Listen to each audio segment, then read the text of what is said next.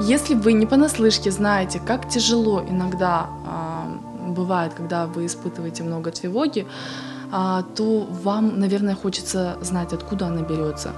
Поэтому познакомьтесь со своим миндалевидным телом, и вы многое поймете. Миндалевидное тело – это участок в головном мозге, ответственный за реакцию на опасность.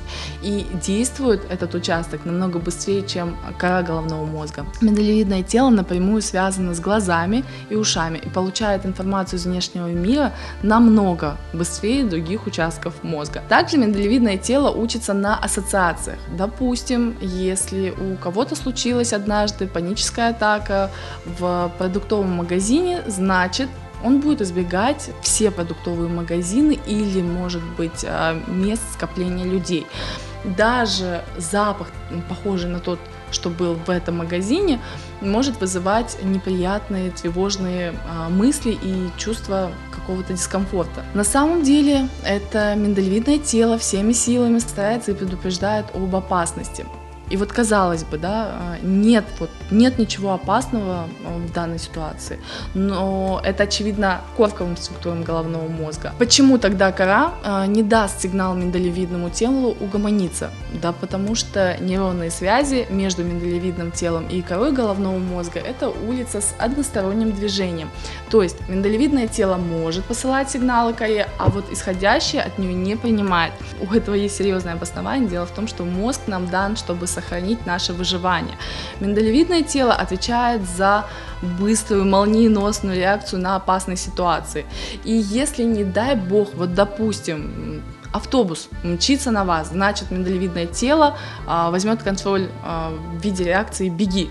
Вы будете спасены, и заслуга в этом миндалевидного тела. А вот кора головного мозга, прежде чем действовать, хочет осознать проблему и продумать решение. На это нужно время.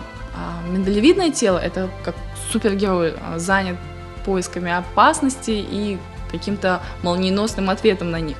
У него нет времени на длительный анализ ситуации коры головного мозга. Оно по-своему защищает нас.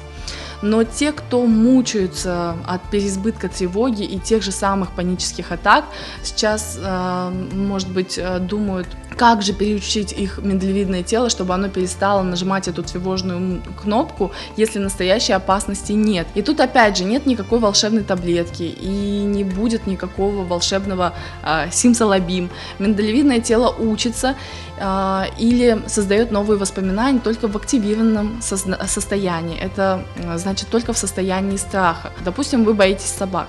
Ваше миндалевидное тело могло бы создать новую ассоциацию, если бы вы испытали страх в присутствии собаки, а потом провели с ней какое-то время, позволяя страху утихнуть, то есть не убежали сразу от вашего источника страха.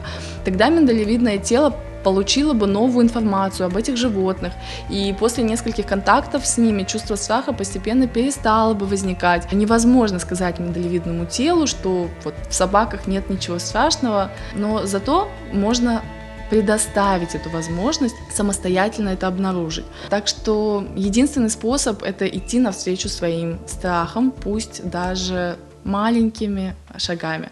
Но дайте возможность прожить мозгу этот новый опыт самостоятельно и переоценить, действительно ли он рискует вашей жизнью или это самообман. Однозначно это существенно усложняет вашу жизнь, поэтому если у вас не получается сделать это в одиночку, то не стесняйтесь получить помощь специалистов в области душевного здоровья.